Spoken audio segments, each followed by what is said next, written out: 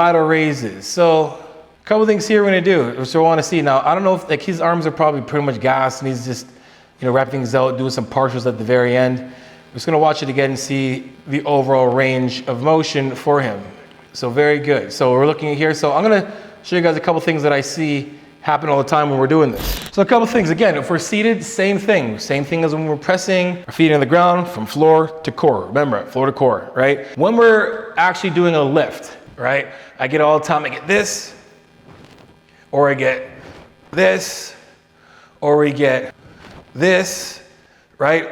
All of these things I'm doing is not necessarily targeting my delt as much as I can. I want my delt, especially with this movement, this is a lateral raise. The majority of this will be on the lateral head of your delts, right?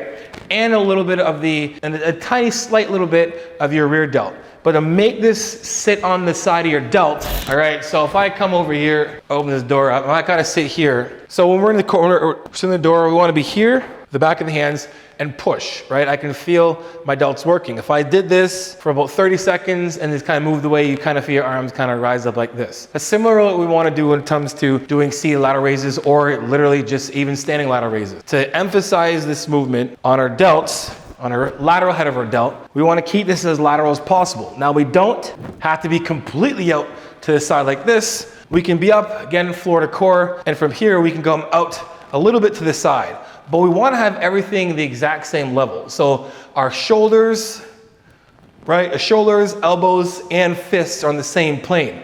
You want to go to here and kind of do this thing where we're kind of doing this, right? You want to do a partial at the end of the set, that's fine. If you want the fullness out of this, you want to pass parallel. So from here, a little bit up and then down, right? We don't also have to do this and then control the weight and do that. That's not gonna work. What we wanna do is we wanna emphasize the change of direction. Smooth change of direction from your arms coming from here and raising up and then down. That's the part of lift we really wanna focus on. And then when it comes to where your hands should be to make sure that the load stays there, is make sure that the dumbbell is parallel with the mirror. If you can stick this thing flat on the mirror, that's how your arms should be. Sometimes I see this and the wrists are curling this way and I'm doing this, right? And that becomes more of a lateral, that becomes more of a front raise, right? So I wanna keep my hands like this, so my wrists are pointing this way. And you can see, just doing this, my delts are firing off, right? So from here, up and down, up and down, and everything is at the same level, right?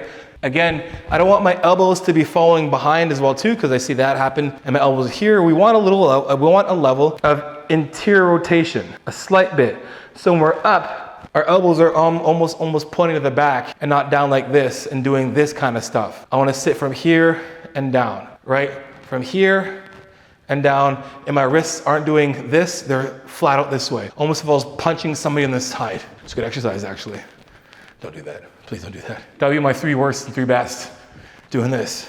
Anyway, so again, from here, if you look at my hands and where my fists are, if I put my thumbs out, they should be looking right at the mirror and not kind of in this way. And that's how you're gonna target your delts that much more in doing lateral raises. Okay, just to go over a couple questions, you guys are probably gonna ask, like, you know, does it matter where my feet are, if my knees are too high, whatever. What matters is whatever you're doing has intention and you're still activating the proper muscles. So if your legs are up like this, as long as you're actually activating and pushing from the ground to your core is engaged, that's fine. Doesn't really matter if you feet here if you wanted to, I don't really care. As long as it's not disrupting what you're supposed to be doing with the muscle group that you're targeting, it doesn't matter if your feet are here. You could be like 6'5" and your feet have to be up as high as Chris's are, right? So just remember that, don't think too much on that. Just make sure if you are doing something wonky with your feet or your bench is too low or whatever it is, that you're still engaging your feet, engage your core, and then pressing up, floor to core.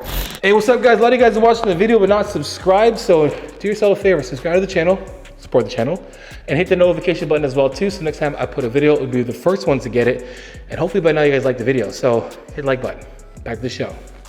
Okay, so we have Pec-Deck right here, so we want to get into this, and I want to show you guys a couple things. Now, I don't have a Pec-Deck machine here, but this will be very similar in terms of how I'm going to show this. Now, Chris does a bent arm style or technique for this, and I'll show you and tell you why he does this and why it's still a good way to do reverse Pec-Deck. Now, a couple things. When we're doing this, again, the closer the weight is to your midline, the easier the movement's gonna be or the exercise is gonna be. So put it this way, if I'm doing like decline or like dips, right? It's gonna be a lot easier for me to do dips than it is for me to do overhead press, right? It's further away from our midline, right? Bench press or flat press is a lot easier than incline because it's closer to your midline. The closer it gets to your midline, the easier it is. So if I have my weight that's out this way and I'm pulling here, my rear delt's working, it's gonna be a lot much harder than if I was in here, right? The weight is closer to my midline. So if we're pulling like he is, we're able to put more of a load on and still be able to contract the delts a lot. Now, you don't have to. I'm definitely not saying don't do it, but if we wanna make it that much harder and isolate it that much more, you wanna have a slight bend in your elbows, the same way you do if you're at the top of a lateral raise. We wanna be here, right? Slight bend. We don't wanna be locked like this and trying to pull the triceps. We want a slight bend in the elbows. So when we're doing this again, so from here, I don't want to be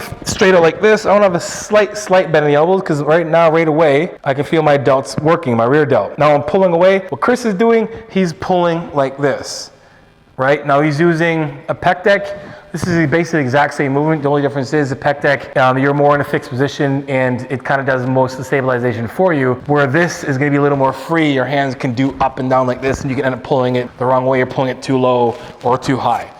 Regardless, we want to be at a place here, we're bending a slight bit, and then we're pulling with the back of our hands and the back of our elbows and pulling out, right? And keeping it there and pulling in.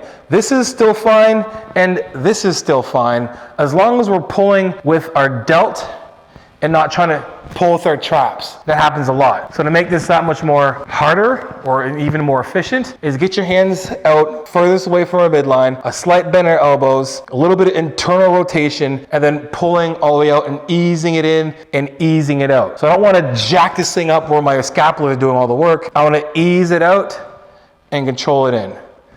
Ease it out and ease it in. And try and keep pulling this and make sure our torso is not doing this. We want to keep it nice and tight. Core is tight from floor to core. I'm pulling out and in. I'm pulling out and in. And that's how you should be approaching those movements. Again, it's fine if you want to go with an elbow that's bent, and it's fine if you want to keep it straight. But if you're doing it, you're going to make sure that your delts, your rear delts doing the work, and you're not automatically retracting with the scapula to pull the weight back and doing almost like a trap row exercise. That makes any sense. Anyway, that is it, guys. Hope you guys enjoyed that video. If you did, make sure you guys like, subscribe, and share. You know I'm coming to tell you this transparent, vulnerable truth. And for coaching, johnasheed.com. If you guys are interested in coaching, book yourself a 15 or 30-minute consult. At the end of the consult, I deduct it off any package that you pick. Also, guys, see the description below for those discount codes and promo codes that will save your life or change your life for the better. And guys, I'm on Instagram and TikTok, guys. Send me your progress pics, your training pics, and your video clips, and I'll repost it for you because you know how it is. Iron sharpens iron. Progressive overload your life. In the meantime, keep dream chasing. Peace.